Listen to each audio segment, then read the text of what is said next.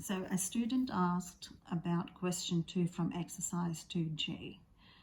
So I'm doing part B. I'll only do one part, okay, so you can practice by doing the rest of them.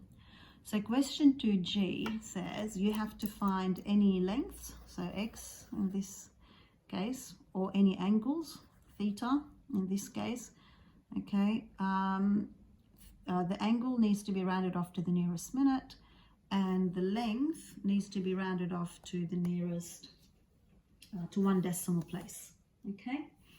So looking at these two triangles, they're both right angled triangles. Chances are you'll need to use right angled trigonometry, right? So if you look at these two triangles, this triangle here, if I try to find theta or x, well, I'm going to say use, okay, opposite over adjacent, right, which is tan. But I've got two unknowns. I don't know the angle, I don't know the side. So this triangle is not going to work. Okay, in order to work it out, you need only one value that's not known. So if we go to this triangle here, I've got an angle, I've got a side, I need to find another side. So yes, I can use a trig ratio to find this other side because I've got the angle and I've got one other side.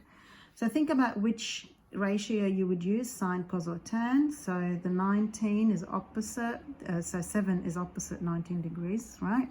So that's opposite. And what's this? Because it's facing the 90-degree angle. Okay, you can pause the video here if you want to see if you can work it out, and then play to see if you got it right. So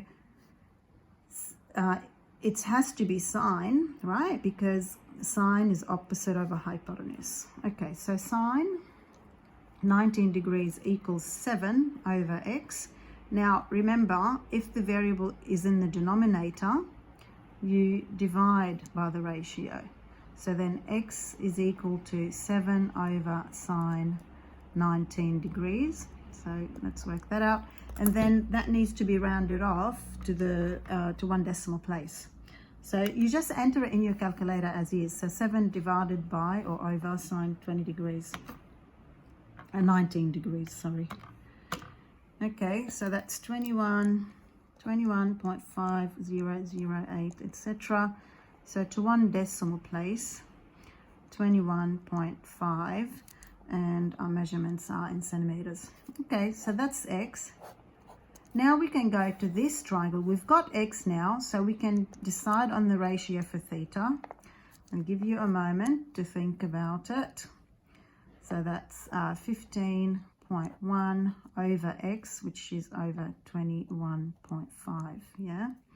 This is now 21.5. Okay, so which ratio is it?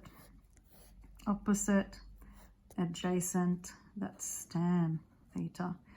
Okay, and then once you get it, you could potentially go shift tan and do it in one go. Or if you do it like this, so you go 15.1 divided by 21.5, that's equal to 0.